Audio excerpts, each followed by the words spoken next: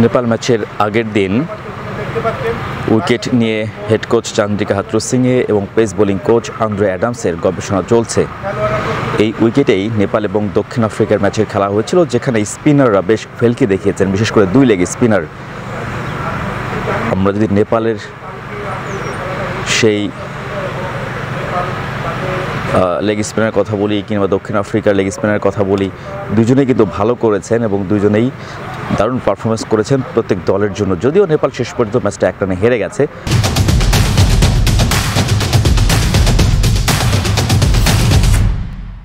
দক্ষিণ আফ্রিকার এত বড় পেস বোলিং লাইন আপ, সেই লাইন আপের বিপক্ষেও বেশ ভালো করেছিলেন নেপালের ব্যাটাররা। এই উইকেট স্পিনারদের জন্য বেশ সহায়ক, সেটা তো প্রমাণিত। নিঃসন্দেহে এখন বাংলাদেশ নেপাল ম্যাচটা যদিও নেপালের জন্য গুরুত্বপূর্ণ না, কিন্তু বাংলাদেশের জন্য গুরুত্বপূর্ণ। বাংলাদেশ অন্তত শ্রীলঙ্কা এবং নেদারল্যান্ডস ম্যাচের অপেক্ষায় থাকতে চায় না। এই নেপালকে হারিয়েই 6 পয়েন্ট নিয়েই সুপার 8 নিশ্চিত করতে চায়। যতটুকু ক্ষীণ সম্ভাবনা আছে বাংলাদেশের দলের বাদ পড়ার, সেটাকে প্রলেপ দিতে চায়। নিঃসন্দেহে নেপাল ম্যাচের আগের দিনের এই যে স্পিনারদের কথা বললাম, যে এই উইকেটে স্পিনারদের সহায়তা থাকে, সেক্ষেত্রে বাংলাদেশের একাদশে 3 পেসার থাকবে নাকি স্পিনার দেখা যাবে 3 জনকে। রিশাদ দারুণ করছেন এই ধরনের উইকেটে, একই সাথে সাকিব আল হাসান উইকেট শূন্য, সেই একটা শঙ্কার জায়গা আছে, দুশ্চিন্তার জায়গা আছে।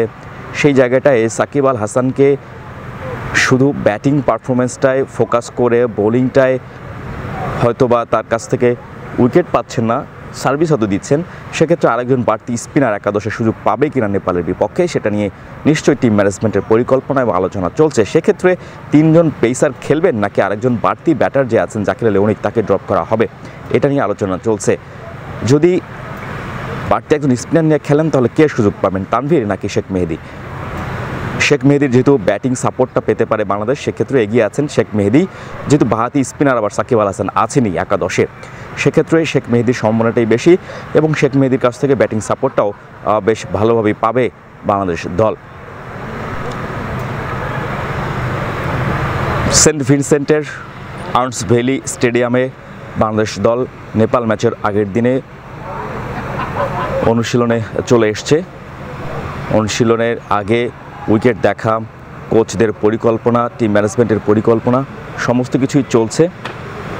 তবে বাংলাদেশ দল বেশ ফুরফুরে, বেশ আত্মবিশ্বাসী। একটু যদি সাকিব আল হাসান এবং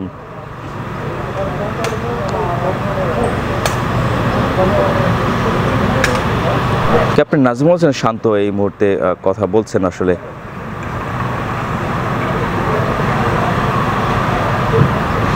স্পিন বোলিং কোচ মুস্তাক আহমেদের সাথে, কারণ এই মাঠে স্পিনাররা যে সহায়তা পাচ্ছেন, যেটা বলছিলাম, সেই কারণেই মুস্তাক আহমেদের সাথে সলা পরামর্শ করছেন ক্যাপ্টেন।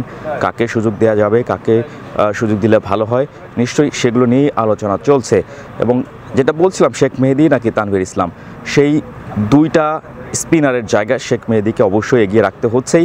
এবং রিশাদ হোসেন যেভাবে শ্রীলঙ্কার বিপক্ষে এবং ইনফ্যাক্ট আমরা দেখলাম নেদারল্যান্ডসের বিপক্ষেও যেভাবে কামব্যাক করেছেন, দলকে জয় আনিয়ে দিয়েছেন, সেক্ষেত্রে রিশাদের বাদ পড়ার কোনো সম্ভাবনা নেই। রিশাদ একাদশেই থাকবেন, তবে শেখ মেহেদীর একাদশের সুযোগ পাওয়ার সম্ভাবনাটাই বেশি এবং জাকির আলী অনিকের হয়তো ড্রপ করতে পারেন, এরকমই একটা আভাস পাওয়া যাচ্ছে।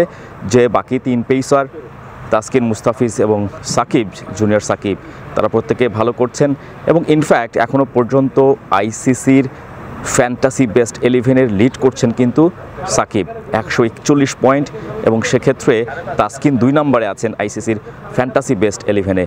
আর মুস্তাফিজও দারুণ কিপটেমি বল করছেন, চেপে ধরছেন।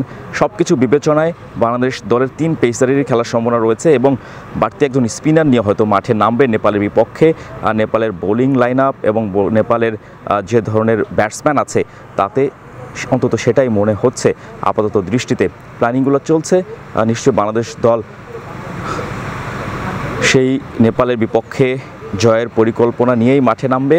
হাথুরুসিংহে উইকেট দেখা শেষ করলেন, উইকেট দেখে এসে নিশ্চয়ই কথা বলবেন টিম ম্যানেজমেন্টের সাথে এবং প্রপার সিদ্ধান্তটুকু যে আছে সেই সিদ্ধান্তগুলো অবশ্যই নেবেন। এই মুহূর্তে কোচিং স্টাফের 4 জন যে মাস্টার মাইন্ড একসাথে হয়েছেন, হেড কোচ সহকারী কোচ, ব্যাটিং কোচ এবং বোলিং কোচ 4 জন একসাথে হয়েছেন। 4 জন মিলে সংলাপ পরামর্শ করছেন, উইকেট দেখেছেন, উইকেট নিয়েই আলোচনা করছেন তাদের নিজেদের মধ্যে। স্পিন সহায়ক উইকেট ফ্লাড লাইটের আলোতে, সেটা নতুন করে প্রমাণের কিছু নেই এবং ফ্লাড লাইটের আলোতে ম্যাচ হয়েছে এই মাঠে একমাত্র নেপাল এবং দক্ষিণ আফ্রিকার ম্যাচটাই, এবং দুটাতেই আমরা দেখলাম স্পিনারদের আধিপত্য 2 দলের ইনিংসেই। সেই জায়গায় বাংলাদেশের দল সেভাবেই সাজানো হবে একাদশটা, তবে উইনিং কম্বিনেশন থাকছে না সেটা মোটামুটি বলা যায়, কারণ এখানকার উইকেট যে ধরনের তাতে একজন বাড়তি স্পিনার নিয়েই বাংলাদেশ খেলবে। সেক্ষেত্রে সাকিব আল হাসানের সাথে রিশাদ এবং শেখ মেহেদি, অন্যদিকে 3 পেসার তাসকিন, মুস্তাফিজ এবং তানজিম সাকিব। বাকি যে ব্যাটাররা আছেন সে ব্যাটারাই থাকবেন, তামিম, শান্ত, লিটন, সাকিব আল হাসান, তাহমিদ হৃদয়, মাহমুদুল্লাহ রিয়াদ। 5 ব্যাটার, সাকিব আল হাসান সহ 6 ব্যাটার, বাকি 5 জন জেনুইন বোলার। মোদ্দা কথা, বাংলাদেশ দলের যে সুপার 8-এর যে টার্গেট, সেই সুপার 8 টার্গেট করেই প্ল্যান সাজাচ্ছে এবং নিশ্চয়ই বাংলাদেশ দলের পরিকল্পনাগুলো এই সেন্ট ভিনসেন্টেই লাকি গ্রাউন্ড বলা যায় বাংলাদেশের জন্য। সেই লাকি গ্রাউন্ডে নেপালকে হারিয়েই কোনো ইকুয়েশন ছাড়াই সুপার 8-এ পা রাখবে, সেরকমটাই পরিকল্পনা আপাতত দৃষ্টিতে সবার।